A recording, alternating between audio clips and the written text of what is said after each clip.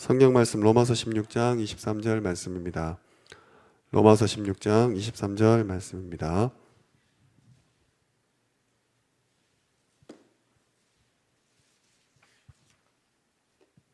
신약성경 262면에 있습니다. 로마서 16장 23절 한 절을 합독하도록 하겠습니다.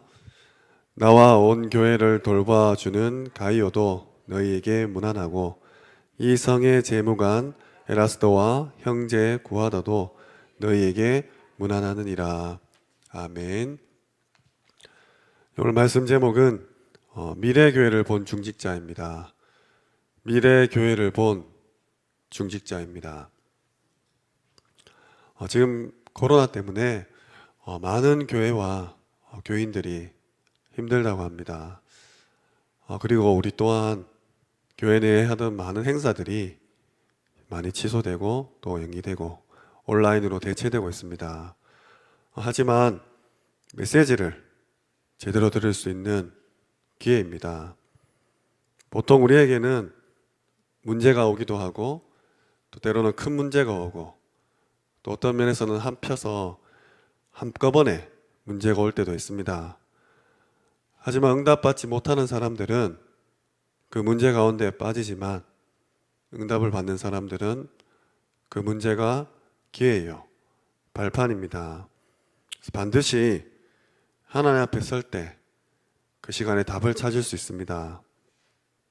그렇다면 이 코로나도 전 세계 사람들이 하나님의 방법을 찾는 그 시간표라고 할 수 있겠습니다. 마태복음 9장에 보면 예수님께서 현장을 보고 눈물을 흘리시는 장면이 나옵니다. 이것이 오늘 읽은 본문 로마서 16장 23절까지 이어져 왔습니다. 내가 응답을 받냐 받지 못하냐 이것이 중요한 것이 아니라 하나님께서 그 시대에 선포하신 말씀이 성취되냐 안 되냐 이것이 더 중요하다는 말입니다.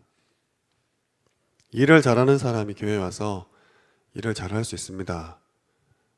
또 돈이 많은 분이 와서 헌금을 많이 할 수 있죠.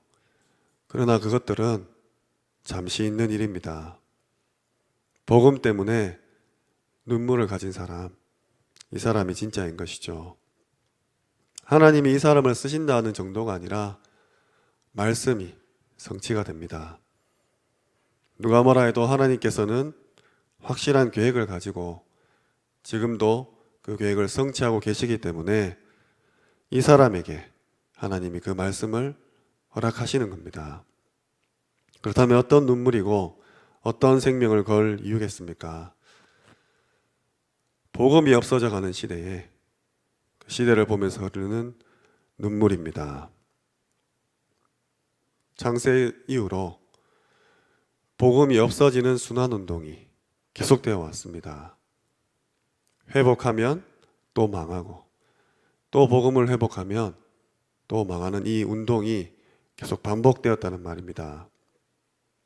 이때 쓰임받은 사람들은 다른 눈물이 있었습니다. 하나님께서 꼭 원하시는 미래교회를 본 것이죠. 여기에 생명 걸 가치가 있는 것입니다. 여러 사람이 필요한 것도 아니었습니다. 단 몇 명이 조를 이루었는데 완전히 세계복음화가 되었습니다.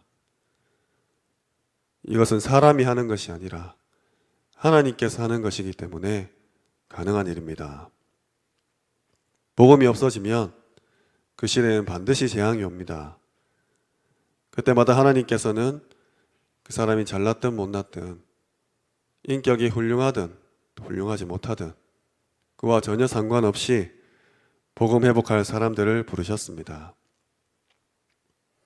하나교회 중직자분들은 그 부름을 받은 중직자분입니다. 이걸로 끝입니다. 그리고 이 중직자분들을 통해서 렘넌트들이 일어났습니다. 창세기 45장 1절에서 5절에 보면 단 두 사람, 야곱과 요셉입니다.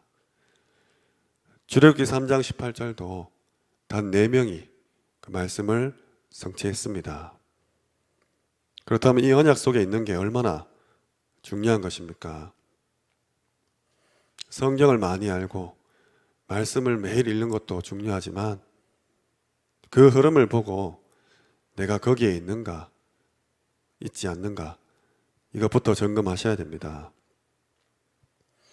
사실 이 복음 운동을 없애는 것은 교회가 앞장서 왔습니다. 그래서 교회가 계속해서 위기를 당했죠. 그렇다면 미래 교회의 흐름을 본다. 거기에 당연히 내 생을 거는 것입니다. 그렇다면 이 미래 교회는 누가 만들어 갑니까? 첫 번째입니다. 시스템을 바꿀 중직자입니다. 시스템을 바꿀 중직자입니다. 예수님의 가르침, 그 흐름을 타고 계속해서 온 중직자입니다. 로마서 16장 사람들은 그냥 나온 것이 아니라 처음부터 예수님의 가르침을 따라 흘러온 것입니다. 마태복음 5장에서 7장에 예수님께서 산상보훈을 주시죠. 뭐라고 말씀하셨습니까? 완전히 다른 것, 완전히 반대되는 것을 이야기하셨습니다. 다시 말해 하나님의 말씀 성취와 그 복음의 흐름 속에 있지 않는 모든 것들은 버리고 떠나고 빠져나오라는 것입니다. 거기에 있을 필요가 없습니다. 그리고 마태복음 9장 27절에서 31절에 현장 가운데 목자 없이 방황하고 유리하는 그 영혼들을 보며 눈물을 흘리셨습니다. 그리고 마태복음 13장에 비유를 하셨죠. 지금 네가 하고 있는 수고들 그거 중요한 것 아니다. 감추어진 부활을 찾아라. 네가 여기저기 떠돌아다니면서 장사하는 것 같은데 그게 문제가 아니라 가장 귀한 값진 진주를 찾아라. 그 비유를 듭니다. 혹 네가 가진 믿음이 작아 보이느냐? 아니다. 그 작은 씨를 통해 나무를 이루게 할 것이다. 예수님께서 하신 말씀입니다. 이 언약의 흐름만 타면 하나님께서 세계 복음화의 역사를 주신다는 겁니다. 그래서 이 시스템을 바꿀 중직자를 기다리고 계십니다. 두 번째로 컨셉을 바꾼 중직자입니다. 중직자분이 언약을 잡으면 어떻게 되느냐? 인생 자체의 컨셉이 바뀌게 됩니다. 예수님 계신 그 시대는 완전히 망할 수밖에 없는 컨셉을 잡고 있었습니다. 유대인들, 또 바리새인들, 서기관들, 쉽게 말하면 정통교회죠. 복음보다는 다른 것들이 더 강하게 역사했던 그 시대에 이 사람들이 어떻게까지 했냐? 마태복음 28장 1절에서 15절에 보시면 예수님을 십자가에 못 박기까지 했습니다. 이것을 완전히 뒤집은 중직자입니다. 마태복음 28장 16절에서 20절에 나온 중직자들은 이 언약을 딱 잡고 컨셉을 바꿨습니다. 여기에 중요한 역할을 한 그 중직자들처럼 지금 이 코로나 시대에 복음이 희미해져 가고 사라지고 하나님을 대적하는 수많은 정책과 법안들이 통과되고 또 교회를 직접적으로 핍박하는 시대에 인생 자체의 컨셉을 완전히 바꾸시는 겁니다. 그리고 세 번째로 콘텐츠를 바꾼 중직자입니다. 콘텐츠를 바꾼 중직자입니다. 이제는 완전히 콘텐츠까지 바꾸는 흐름 속으로 가셔야 됩니다. 이 사람들은 처음부터 올바른 눈물을, 복음을 위한 눈물을 흘린 자들입니다. 사도행전 2장 1절에서 47절에 이 사람들이 모였습니다. 겉으로 보기에는 아무 힘이 없고 또 무식하고 보잘것없는 것처럼 보였지만 하나님께서는 15나라에서 뽑아서 불러 모으신 것이죠. 어마어마한 복음화에 중직자들이 모였습니다. 복음이 아니라 복음화입니다. 이 대열에 딱 서서 사도행전 11장 19절에서 30절에 사도들이, 목사님들이 다 잡혀서 죽어갈 때 무엇을 했냐? 복음 화의 흐름 속에서 말씀 성취의 흐름을 탄 것입니다. 이 사람들이 교회를 세운 것입니다. 모일 장소가 안디옥밖에 없어서 거기에 하나님께서 어떤 역사를 하셨냐? 세계를 바꾸는 말씀이 성취되는, 선교사를 파송하고 로마까지 살리는 교회를 든든히 세우십니다. 목사님들이 다 죽고 없는데 중직자분들이 하신 일입니다. 지금까지 계속되는 역사입니다. 로마서 16장 25절에서 27절에 말씀을 보시면 전 세계 최고 강대국 로마를 정복한 사실이 나옵니다. 완전히 엉뚱한 복음, 틀린 복음, 또 섞인 복음, 다른 복음을 붙잡고 있는 그 시대에 정확한 복음으로 로마를 뒤집은 것이죠. 이 축복을 지금 하나님께서 우리에게 준비하고 약속하셨다는 겁니다. 말씀을 맺겠습니다. 이 미래 교회를 위해서 가장 먼저 그러면 무엇을 해야 되냐? 말씀의 언약 속에 있는 팀을 놓고 기도하셔야 됩니다. 다른 팀이 아니라 정말 눈물을 흘릴 팀.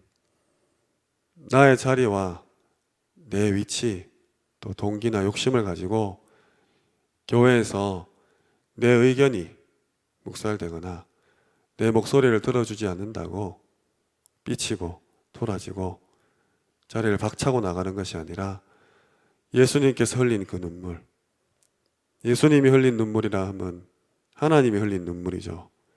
그 눈물을 흘리는 팀을 만드는 겁니다.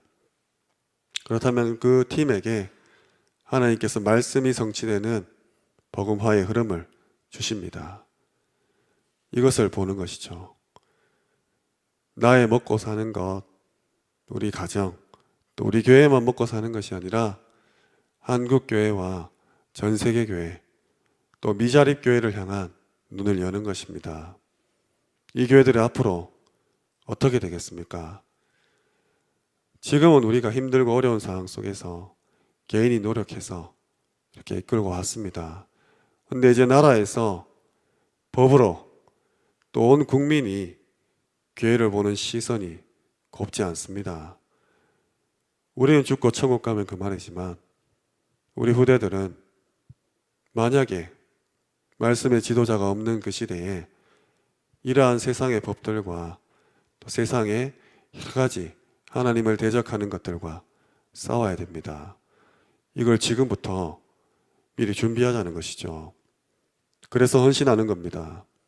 정말로 하나님의 눈물을 한번 보시고 전혀 힘든 것 아닌 마음 먹고 결단하고 기도만 모으면 됩니다. 세계 교회에 없는 유일한 응답, 이 복음화의 흐름, 전도와 선교와 세계 복음화. 우리가 앉으나 서나 일어날 때나 잘 때나 우리 머릿속에 있는 그 세계 복음화 언약으로 붙잡고 있지 않습니까? 우리 후대들에게 그대로, 아니 갑절로 전달이 되어야 됩니다. 이 흐름을 타라는 것이죠. 지금까지 우리가 받아왔던 응답들, 말씀이 성취되는 그 속에 있는 것을 우리가 알고 있습니다. 그래서 이번 한 주간 이 복음화의 흐름 속에서 모든 시스템, 또 컨셉, 컨텐츠를 바꾸시고 응답과 미리 축복을 받아서 미래교회를 살리고 준비하는 중직자 되시기를 주님의 이름으로 축원합니다. 기도드리겠습니다. 나중 영광이 그리라 약속 붙잡고 후대 집중, 치유 집중, 237 집중에 주역되도록 기도해 주시기 바랍니다. 우리 산임 목사님과 원로 목사님의 사역과 오력을 위해서 그리고 모든 부교역자분들이 영권 가지고 5가지 기초의 모델 될 수 있도록 또 우리 중직자분들은 미래를 본 중직자로서 복음 회복하고 전달할 절대 제자의 축복 누릴 수 있도록 기도하시기 바랍니다. 각 선교지와 선교사님, 237 나라, 또 차세대, 다민족, TCK를 놓고 기도해 주시기 바랍니다. 오늘부터 17일까지 담임 목사님께서 중남미 집중훈련 온라인 강의하십니다. 또 오늘부터 동남아시아 전도 집회가 온라인 생방송됩니다. 오전 11시, 오후 2시에 있습니다. 지교회 집중훈련이 17일 목요일부터 18일 금요일까지 소년부실에서 있습니다. 또 하나 RUTC 집중훈련이 오는 주일에 있습니다. 모든 훈련과 집회를 통해서 정말로 시스템과 컨셉과 콘텐츠를 바꾸는 중직자, 나아가 랩넌트가 나와 이 미래교회를 살릴 수 있도록 기도해 주시기 바랍니다. 끝으로 교회 내 질고 가운데 어려움 당하시는 분들을 위해서 기도해 주시고, 개인적인 기도 제목 가지고 힘 주시는 대로 기도하시다가 자유롭게 돌아가시기 바랍니다. 기도드리겠습니다.